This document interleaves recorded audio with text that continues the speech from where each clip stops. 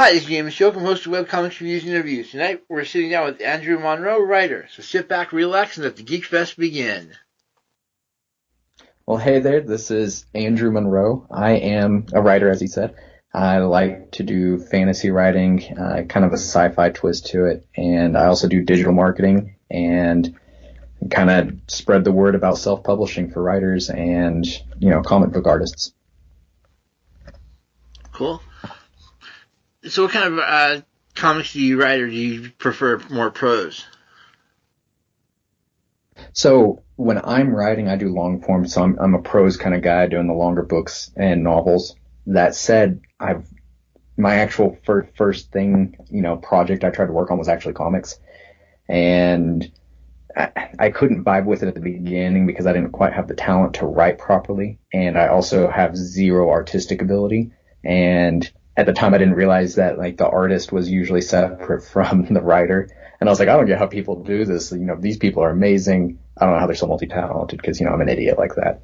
So it's down the road. It's definitely been something I'm looking at getting back into whenever I find a good artist to work with. But right now I'm just a prose, author.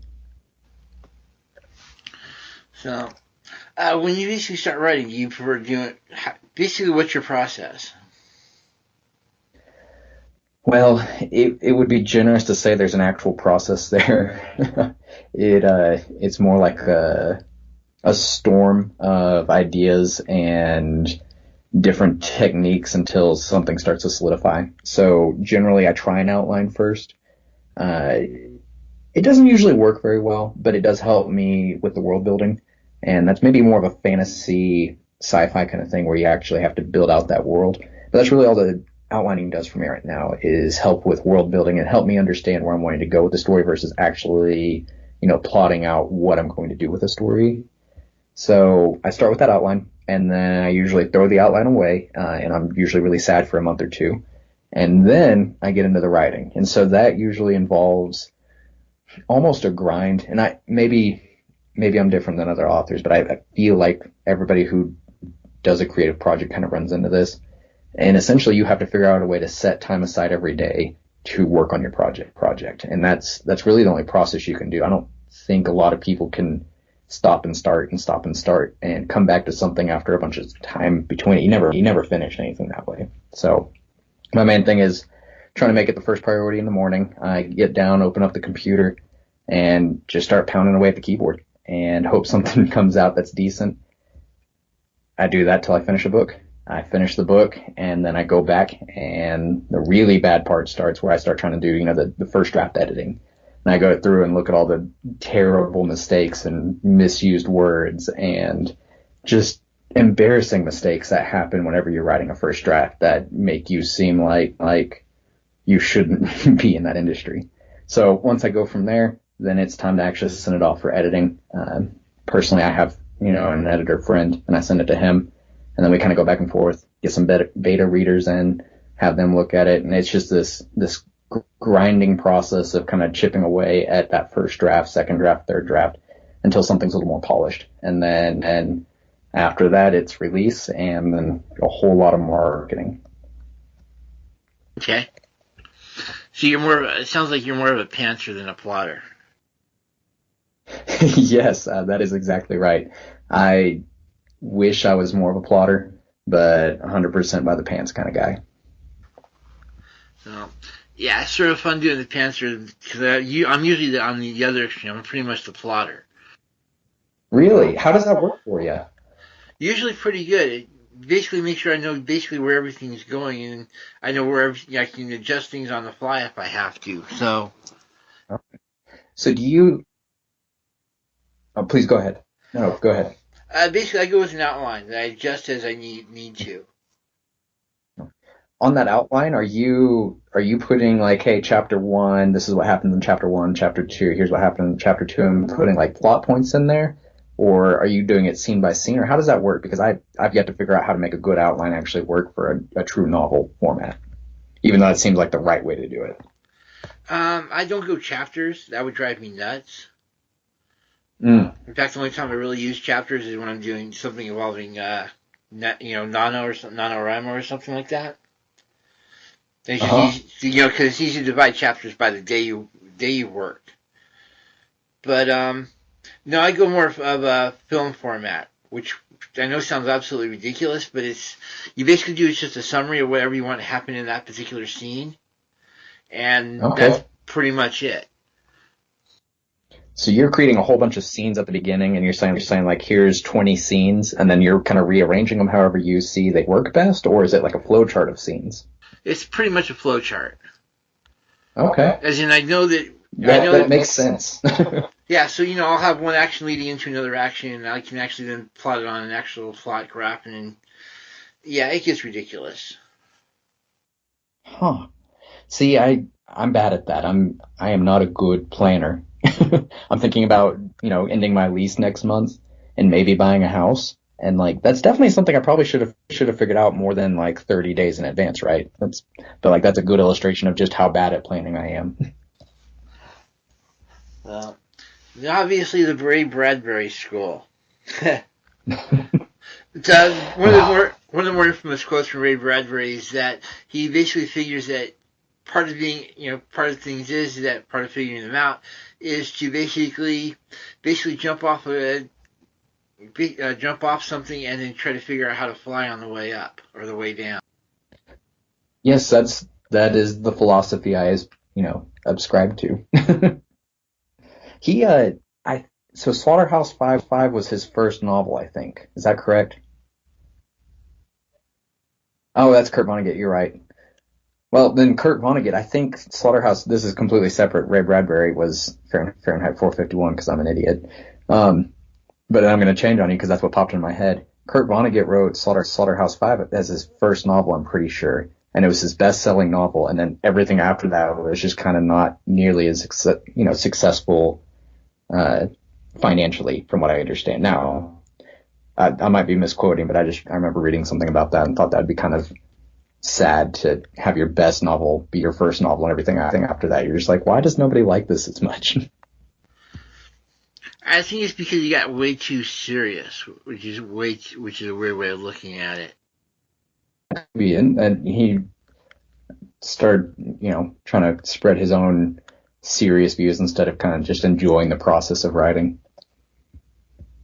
I don't know. I haven't asked him, so don't quote me on that. So how many,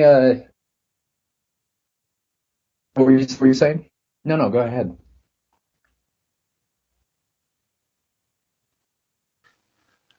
I think it was just he tried to be too much Mark Twain, and it just wasn't something he was really into. Gotcha. Well, I mean, who doesn't want to, Mark Twain is a household name. I get it. It'd be cool to have his kind of fame, but I don't know. I don't know if I want to go hang out in a cabin and write. I'm a little too invested in my indoor plumbing and Netflix. hmm But it's okay. So how many books have you written or, I guess projects you worked on? We won't say books necessarily. Okay, well, that's probably more than me. I think I'm at like two, maybe three if you count, past failures.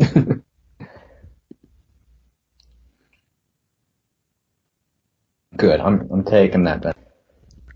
So I know the side of the U.S. that you live on, you guys seem to have a lot more creative types than we have down here in Texas. Why is that? Is it the weather? I'm not really sure, in all honesty. I think Texas is pretty much its own weird thing. I could see that. I mean, it's just with California, we tend to basically have a lot of stuff set up here that's pretty much we were founded by a lot of artistic people when it comes down to it. I mean, a lot of people came out here, basically do their ranching, that sort of thing. And then, well, you had all this really, it was really pretty much static over in the East Coast, and so they decided to try to get away from that as much as possible. Except, of course, they didn't go north because it was too cold. That's true. It gets cold up there. But everywhere it seems kind of cold compared to Texas. With Texas, I think you have the really interesting situation that most of Texas history is pretty much struggle. And when you see a lot of struggle, you don't see a lot of artists. Yeah, they're too busy dealing with the heat and living to enjoy a creative process. But that doesn't excuse the last 50, 60, 75 years. It's hell, 100 years even, really. Like, I don't know. It's just strange. It's not a cultural thing down here, at least in my neck of the woods, to be on the creative side. Texas is, however, starting to do some really interesting stuff, especially considering you guys do have Austin, right? See, Austin, a whole different. Austin is like you transplant California, like a I don't know, a creative culture community out of California, and you drop it in the middle of Texas. It's its own almost nation inside of Texas. It's wild. But yeah, they're doing some really cool stuff down in Austin.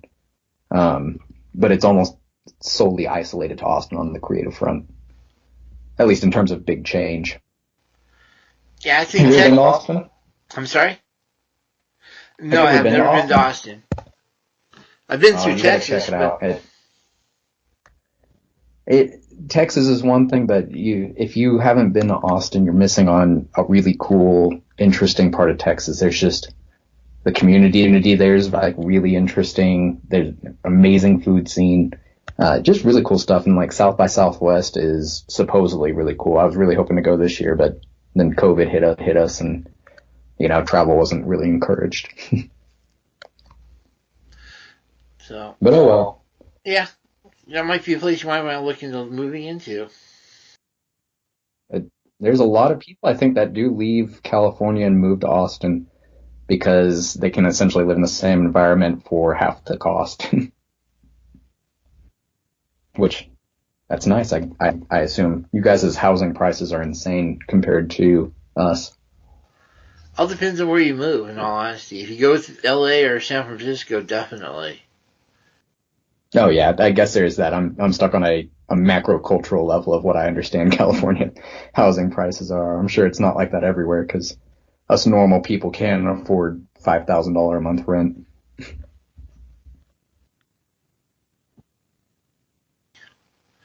So, but I'll try basically, and the big remember. divider is pretty much San Francisco.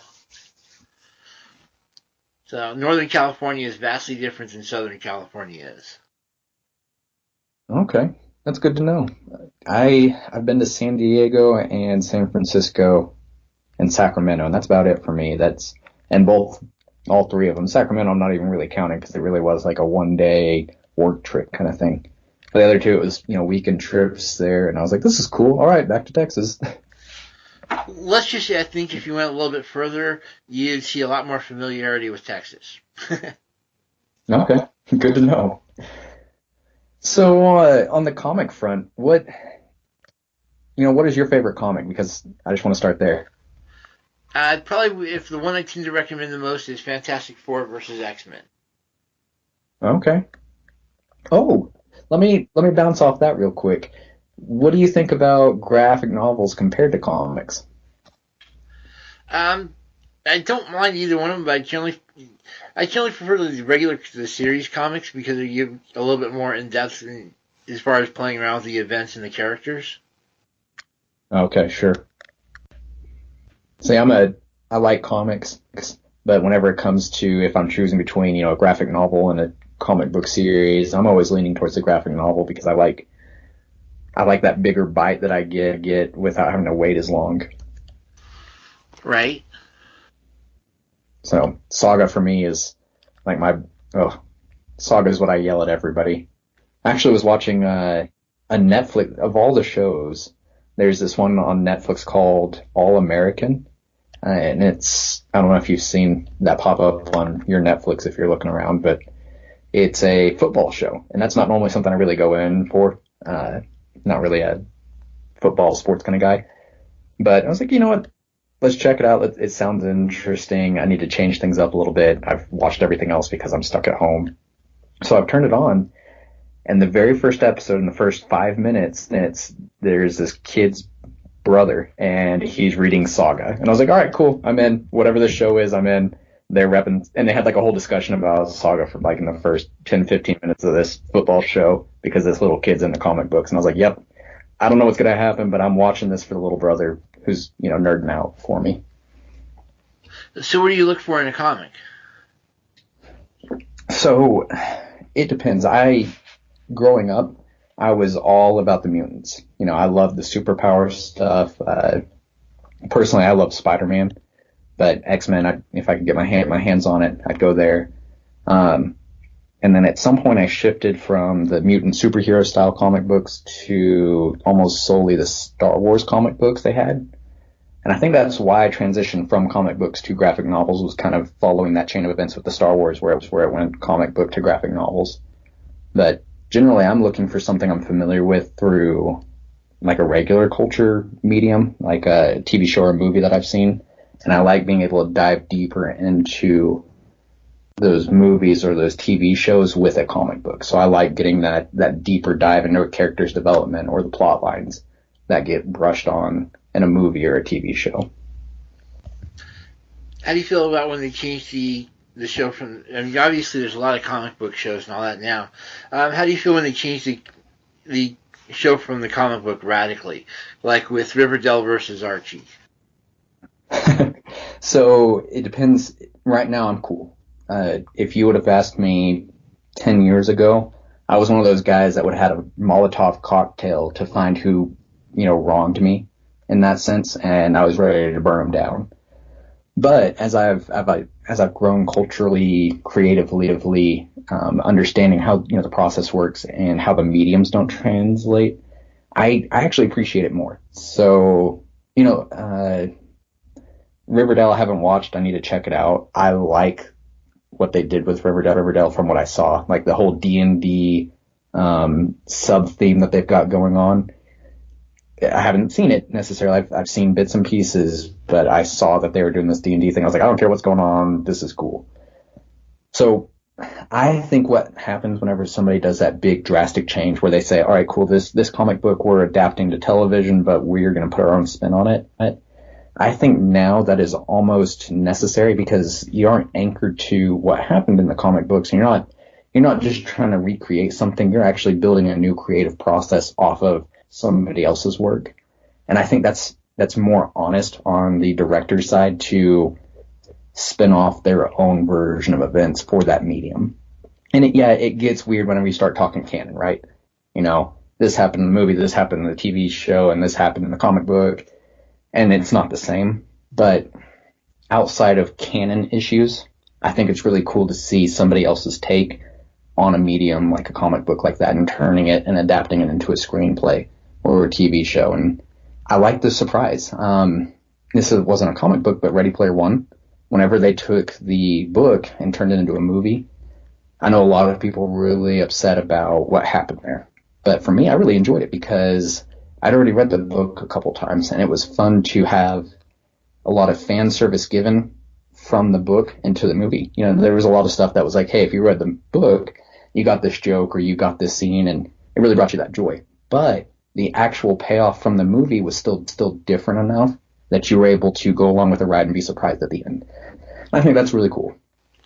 All right, so if you take a comic and actually radically change it, which comic would you go after, and how would you change it?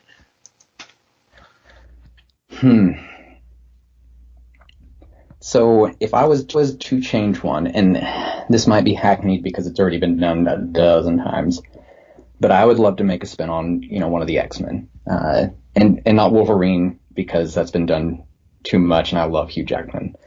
But taking a lesser known comic book hero like Gambit, and being able to make a really cool spin-off series with Gambit, I think one, you could maintain like a canon structure with it, and two, he's one of my favorite comic book superheroes, and I think that'd be really cool to give him more life in a better consumed medium than comic books, and hopefully point people back to the comic books by making a really cool spin-off on Gambit. Would you bring in any of the Thieves World type situations, or go something entirely different? Any of the what? Any of the well, in Gambit, the miniseries they've had the Thieves versus the Assassins Guild. Okay. Oh, so like, and yes, I would I wouldn't want to completely gut everything and say, here's this guy named Gambit, and here's a completely new plot structure and everything. You want to keep the universe similar, and that's kind of the point of whenever you're pulling it and changing the medium.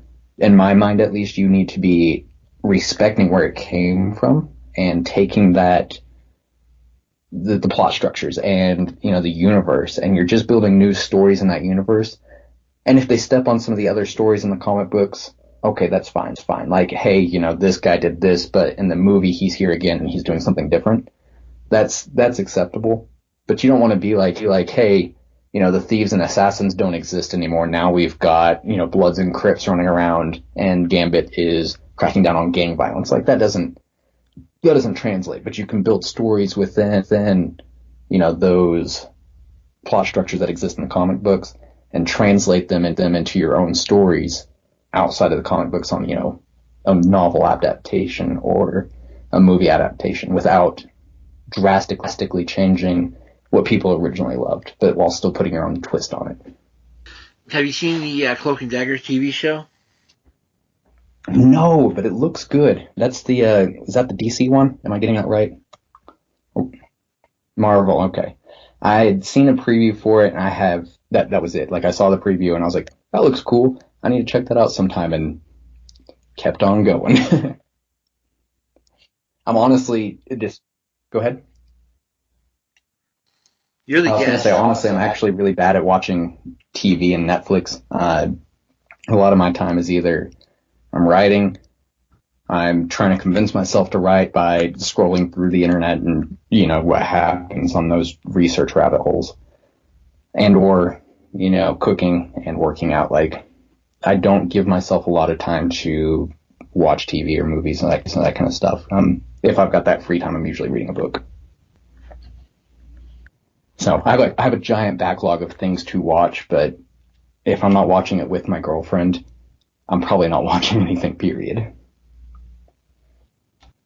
Plus Call of Duty's out and I'm still not tired of it. Alright, so when you start setting up your characters and plot, what do you go first with? What's more important to you, your character or your plot?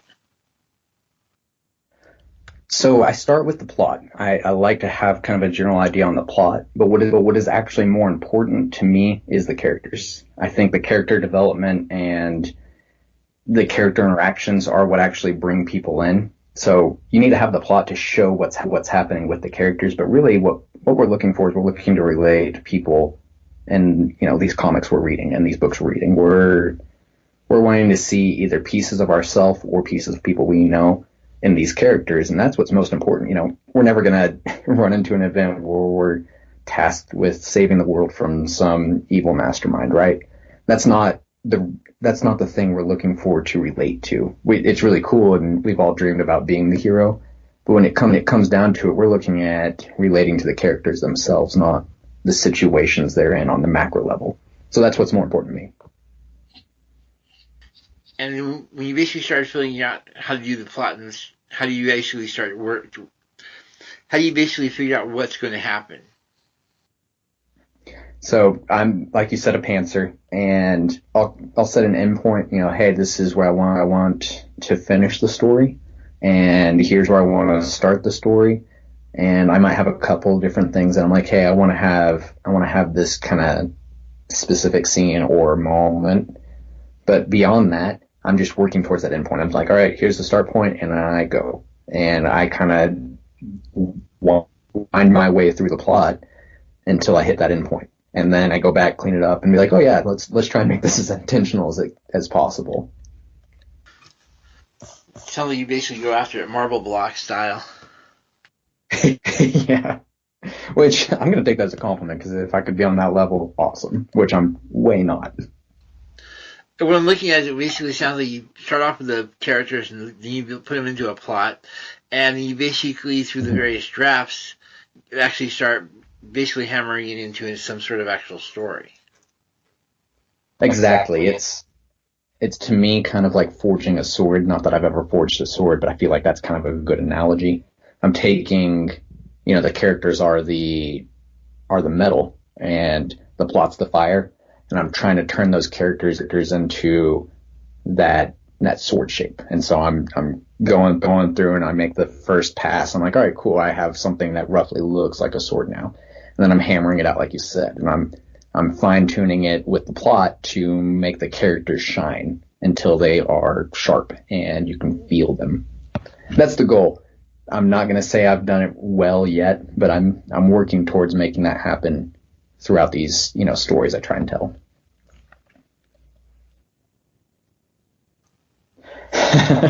It depends. For me, I try and be conscientious of not doing it because that is a bad habit on my end. It's really easy for me to nerd out and really go into that information dump. And, authors like Neil Stevenson, who he loves that kind of stuff. He has these really big, interesting dumps of information sometimes. I love reading his stuff like that. But not a lot of people do that, and especially in a fantasy world environment, I think it's off-putting for a lot of people. So for me, it happens a lot, but I usually try and kind of tone it down, pull it out, and make it less of a dump and more of a trickle. But I also think it's necessary sometimes. Sometimes you gotta drop a bomb of information on a character so the reader knows what's going on. Yeah, I had to deal with that, and I'm doing a post-apocalyptic thing for Camp Nano right now. Mm-hmm. So of course I did the whole. So of course I did the whole, big action scene, get everybody involved into it, have maybe somebody die, just basically a really decent action scene just to get everybody's adrenaline flowing, and then had to let everybody know what the rules of the world were, because like I said, it's an entirely different situation. So. And that's kind of what you have to do sometimes. And I don't know if there's a necessarily a way around it. So I know I do it. I just try and avoid it when I can because I can definitely get in the weeds. Do you ever have to go back and you can be like, all right, I just wrote 2 pages. I need to turn that into half a page, or this whole scene is just an info dump and I need to like split it up with some action sequences or, something cool. On the info dump. In this particular case, it ended up being about 3 or 4 pages, and it was just, like I said, it is unfortunately a necessity. I basically just had nuked the world, basically. I needed to let people know this is what happened. Here's why, here's the how, and all that kind of stuff. Though, so I like some stories, and I haven't figured out how to do this myself. I think it requires a certain level of talent I don't have. But I like whenever a show or, a book or a comic or whatever it is able to take what you expect, like, hey, I need to know this information about something, and they knowingly withhold it from you because they know, like, all the characters understand what's going on, and even though the reader doesn't, they make that part of what drives the plot forward is you finding out something that everybody else already knows within the story. But I don't know how to do that myself, but I like it whenever there's like those things that like everybody just is taking for granted and you're like, please just tell me what is going on here. Why are there mutant zombies? Yeah, I'm sort of plus minus on that. Sometimes if depending on how intrinsic it is to the mythology of the world. If it's something like, say, Walking Dead, where you don't really care too much about why there's zombies, it's just you need to know how there's zombies, you can get away without doing no real exposition. It's not really necessary. Everybody pretty much understands the concept of zombies. Sure. Well, speaking of Walking Dead, they did a pretty good job, and spoilers if there's somebody listening that hasn't watched any Walking Dead and expects to do it. But I think it was season 4, where they actually were like, hey, when you die, you come back. It's not just getting bit. It is death equals zombies now, not virus equals zombies. And that was a really cool withheld plot point. And it doesn't, it's not an info dump thing necessarily, but I thought they did a great job with holding that piece of information all the way till when they did. At that point, you're just evolving the creature, and that's fine. Sure. Basically, you ever watch some of the really interesting slasher franchises like Friday the 13th or Nightmare on Elm Street? Yeah. I've watched All of them, all the Trimmers, except for maybe the last one, and Friday the 13th and all that kind of stuff. Yeah, Well, with Tremors, obviously it's the biggest example of them, but you keep adding on to the monsters as the series progresses. sure. And there's no explanation. It's just they're there. Yeah, I mean exactly how Tremors did it. It's sort of like, hey, we've got this new monster, but it's been a big part of the monster all along. We just haven't shown it. Sure. Yeah, this is a thing that you just didn't know. Right, but with Tremors, it sort of works because it's a natural evolution of the creature. Plus, it helps you, set up higher stakes. That's fair. That's fair. And that's again, that that's true artistry there. Even Trimmers, it's kind of a B movie gag kind of show.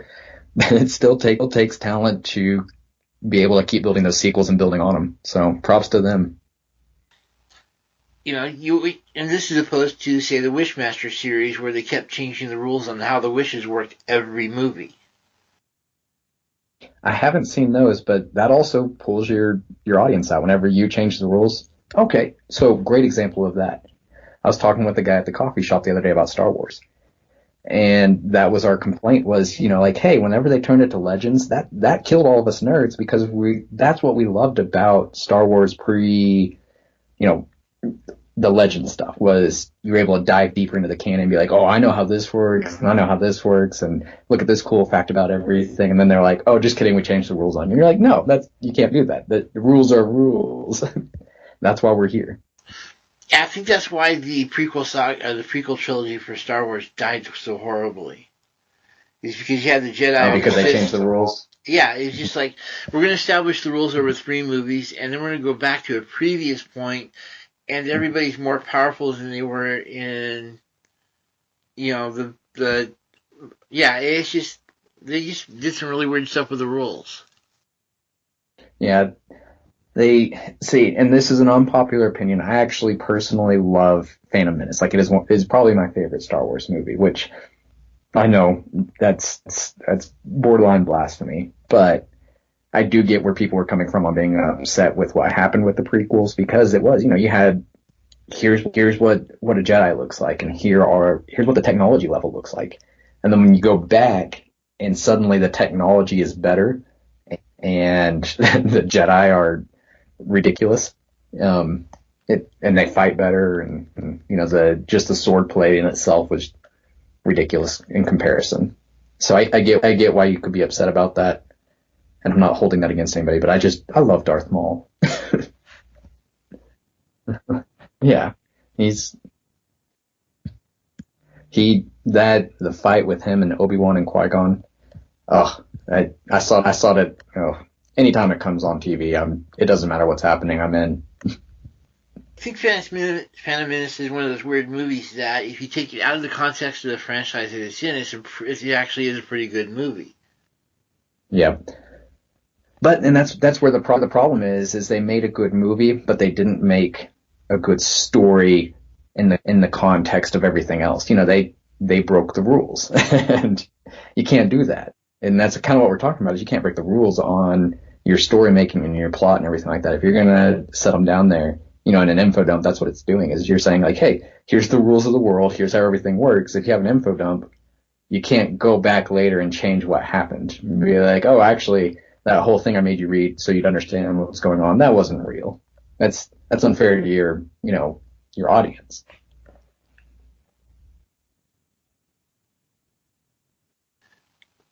That's true. If you do it right, there's a way. Have you done that?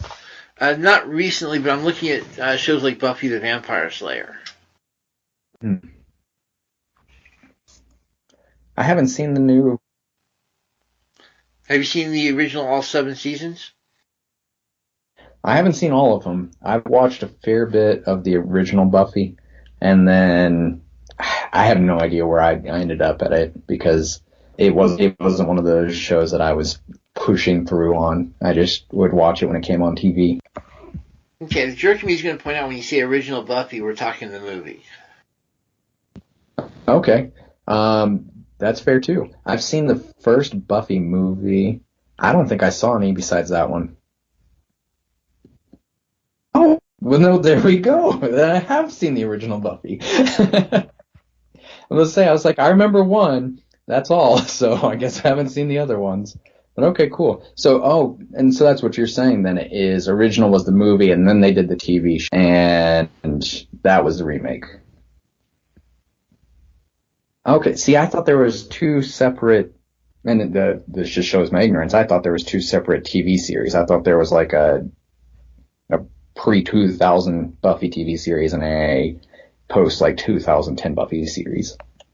But obviously I'm wrong. And this is what I love. What This is is why I that? hate Joss Whedon sometimes.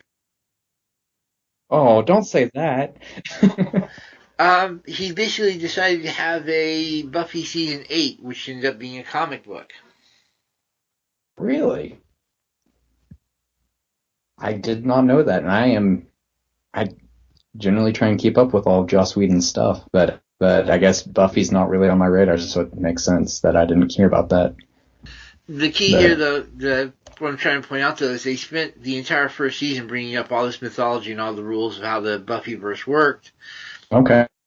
Then they just started to start playing around with changing a few of those precepts as time went on, but they did it in such a way that it wasn't necessarily a rule change so much as it was we didn't quite understand the rule how it was supposed to be, and now all of a sudden we actually do understand it.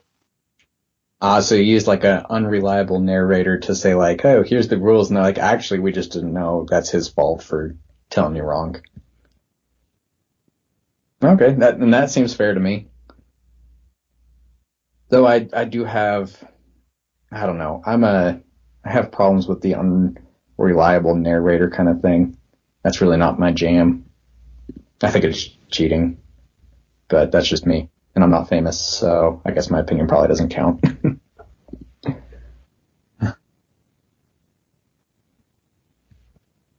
hmm Well, it's, if you're reading it, you're like, hey, you're telling me a story. Like, you can't tell me a story and also tell me at the same time that the story might not be true to whatever extent you decide it's not like, I don't know. Like, have you read Name of the Wind? Uh, I probably have. Wait, no, I don't think I have. Okay. Well, it's a really, really good fantasy novel. There's two of them. And that's his thing is there's a third book coming out, but the big, internet argument is, how unreliable of a narrator is the main character. And on my hand, I'm like, hey, no, whatever he's saying is true. You can't tell me a story from this guy and then come back later and say it's not true. But that's where a lot of people think that the third book is going to go is they'll be like, oh, actually, he was full of crap because he's a liar, and this guy that's been narrating to you is actually making stuff up. So that bugs the hell out of me. But also, go read Name of the Wind if you ever get a chance. Not a comic book, but he is probably one of the best authors out there, at least in terms of writing ability, not in terms of production. I will, however, do the obvious caveat. I love when they start messing around with memories like they do in Rashomon. That was just sort of weird. I'm not familiar with that. What happened there? Do you ever watch a show or a movie where they basically explore it from different perspectives and everybody has a different version of it? Yes, and that's always hard for me. It's the same thing. I struggle with that. I want it to be absolute truth, not relative truth. Rashomon is the classic. That's actually when you start seeing that's what everybody basically keys off of. How do you spell that? So I can add it to my list. There's that jerk part of me that says exactly how it sounds. RASH.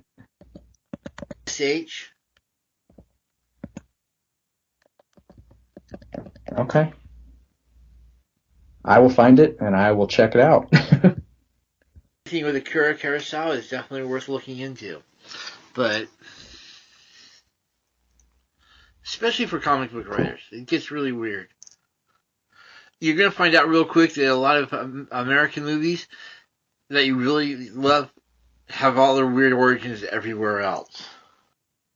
Oh yeah, they steal. So I studied Japanese actually in undergrad, and that was one of the things that we talked about culturally, was just how many things Hollywood stole from Japan. You know, there'd be these Japanese stories or movies, and they just wholesale steal it and use it in an American movie and call it an original. Heck, I think that was Star Wars too. On the Star Wars front, I think Lucas took something like Hidden Fortress or Fortress City. I can't remember exactly what it was, but he essentially wholesale stole this Japanese movie and made Star Wars and just skinned it sci-fi style. Guess who the director of Hidden Fortress was? Was it the same guy? Akira Kurosawa, yeah. Oh, that is, talk about, ironic's not the word. How often have you seen the plot where you basically have all these big mercenaries get hired by a small farming village to defend that particular small farming village? Oh yeah, that's in everything, and that's the, is it Seven Samurai? Yeah, and I love that. I love anytime somebody grabs that and is like, hey, I'm like, hey, there's Seven Samurai. Awesome. I get to rewatch something I love or re-experience something I love. So I'm about it, but also, you know, plagiarism. Probably not the best. Version of it, check down Battle Beyond the Stars. Okay, I'll put that on the list. I like having long lists, so Battle Beyond the Stars. Okay, I'll check it out. Seven Samurai in space. Awesome. I'm all about it. It really is, like, Seven Samurai is one of my favorite movies, and so anytime I see it used somewhere else, I'm about it.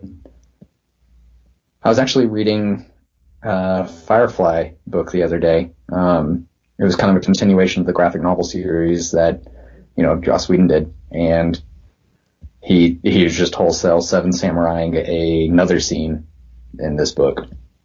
And I was like, yay! It would have been hard not to. I'm actually sort of curious now. I'm thinking about how many times Firefly used Seven Samurai.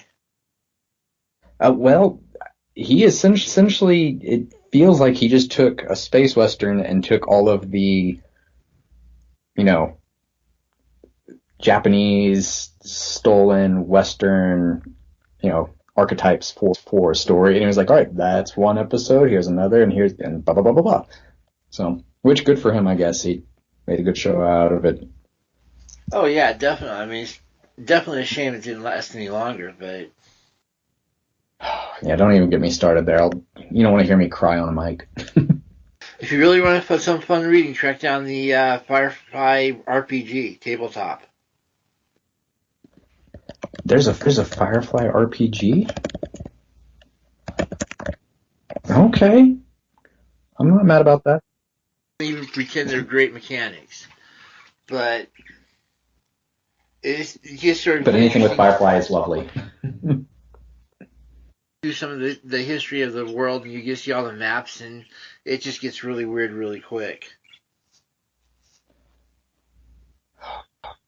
That's cool. That is a comic book series someone needs to do right. And I'm not saying that what they've done so far is wrong, but I would love that universe truly explored with, you know, similar settings. But, you know, I love the Firefly crew, but it'd be really cool to see a broader view on that universe in a comic book. That would be fun. And it doesn't help you. You've already got, even in the Serenity movie, broke it down into where you've got the high tech versus the low tech situation. Yeah, and that. Okay, I've got a question for you that has brought my family many arguments. If you're trying to introduce somebody into the Firefly Serenity universe, do you show them the TV show first or the movie first? Or option C, whatever that is. Unfortunately, you're going to have to go with the show first. Okay. The problem is that the movie will basically spoil way too much stuff that goes on in the show. Yeah, it really, you see the movie first and it really cheapens Wash's moment. So that used to be my side, honestly. That was what I was arguing, was TV show first always, because you want to finish with the movie, and I saw the movie first. and I feel cheated because I missed that true payoff.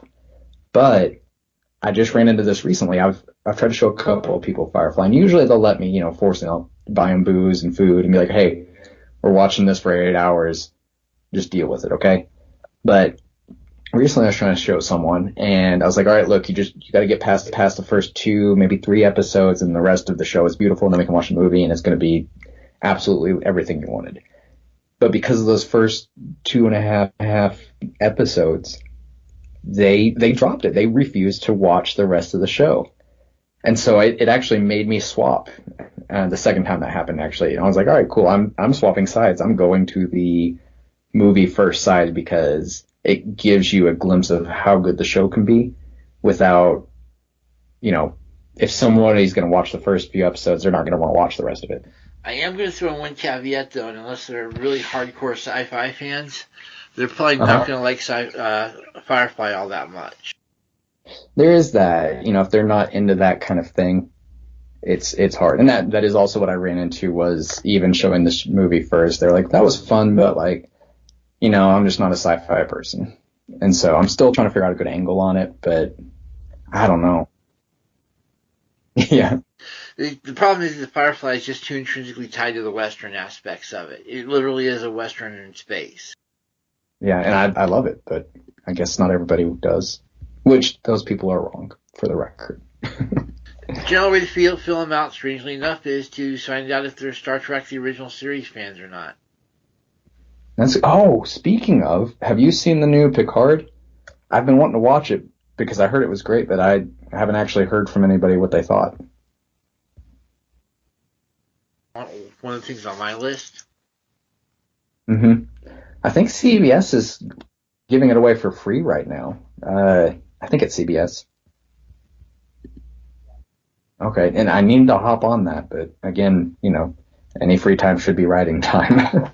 Yeah, well, I'm hyperkinetic, so I watch TV and write at the same time, so.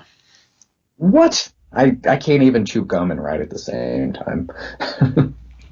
I can't watch dubbed anime. Don't get me wrong, subbed anime. But and write at the same time, because at that point I'm basically reading and writing at the same time. Yeah, that would be really difficult. Good luck with that. You're going to start slipping in random words. Oh, yeah.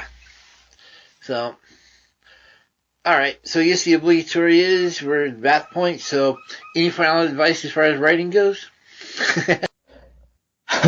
Well, I'm probably the wrong person to give advice on it, but to me, the best advice I've read was from Neil Gaiman, and it was perfection is not the goal. You need to at some point realize that good enough is good enough, and you got to release things into the public and let it do its own thing, because you can just get bogged down with chasing perfection.